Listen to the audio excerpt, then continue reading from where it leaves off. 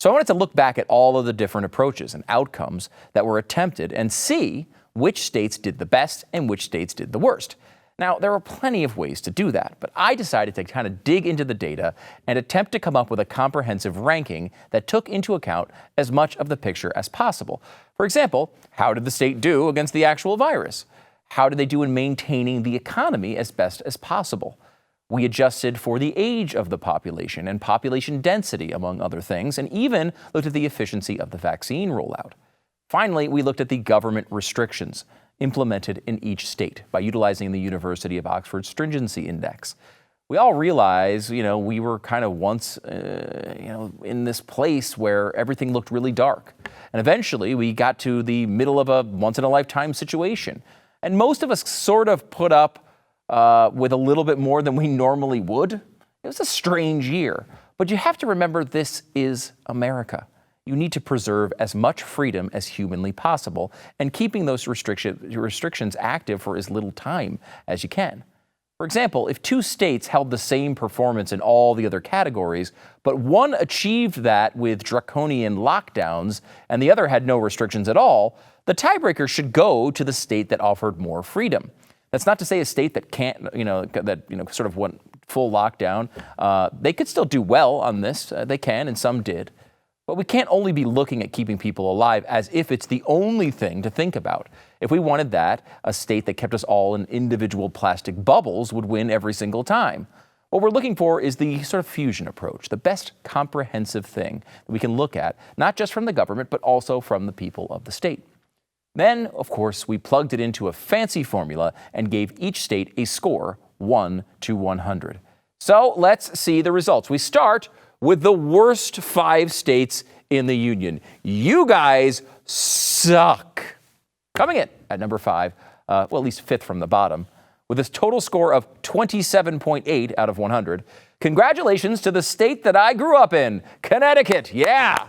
No hometown advantage here. That's not what we do. Just the facts, ladies and gentlemen. Just inching out Massachusetts to get into our worst 5.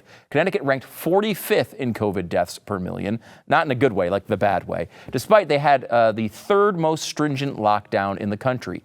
Great job, everybody.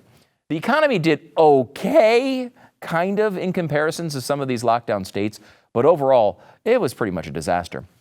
Hopefully, as a former resident, they will still allow me back in after this ranking. But you know what? No rush, Connecticut. I love you, but no rush there. Moving on to the 4th worst COVID response.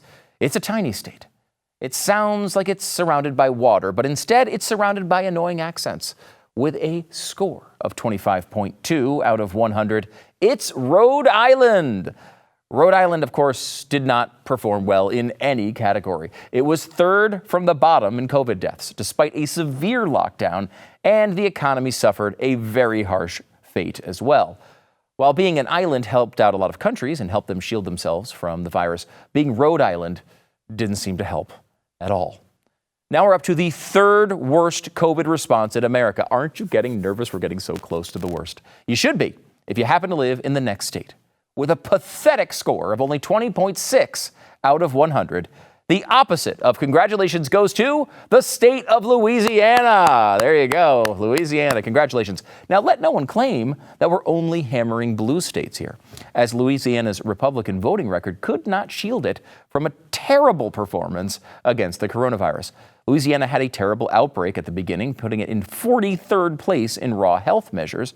And also, the government took drastic measures to try to lock it down, and the economy was brutalized as well. Now, some astute observers might say part of the problem was going ahead with Mardi Gras in late February.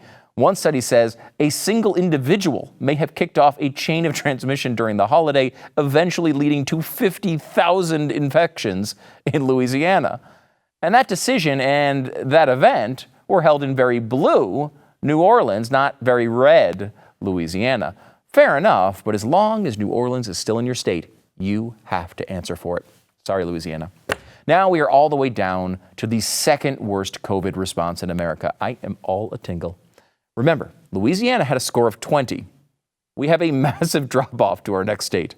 With a score of only 7.9, It's New Mexico. A lot of people forget about New Mexico in the middle of this. New Mexico actually had the harshest lockdown for the longest amount of time in America. You've heard a lot about other states. New Mexico had the harshest lockdown. New Mexico has a population that is pretty spread out and pretty young, but it still had an outbreak that was close to the worst in the entire United States. Really, the only thing New Mexico did pretty well was get the vaccine out the door, but honestly, that's not enough to keep them out of our second worst slot. And now, the moment you've all been waiting for. What state was the most mismanaged? The state that failed in every category? Which state almost seemed like it had a romantic relationship with COVID-19? This state had more people die from COVID than any other state in the union. All of this, despite having the second most strict lockdown period in the entire country. How does that work? It had an economy that ranked in the bottom 7, and that was the bright spot in their performance. Some would say that the possibility that the governor was spending most of his time groping passing teenagers may have contributed to the problems of this state, but I disagree with that analysis. The more attention he paid to the state, the worst things would get. The absolute worst COVID performance in America and really throughout the world comes from the absolute worst governor in America and really throughout the world, with a pathetically feeble score of 6.8 out of 100.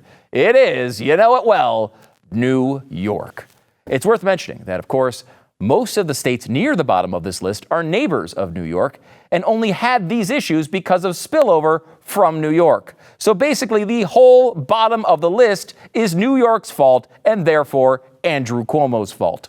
Now, this might be a great time to mention that Andrew Cuomo is awful.com.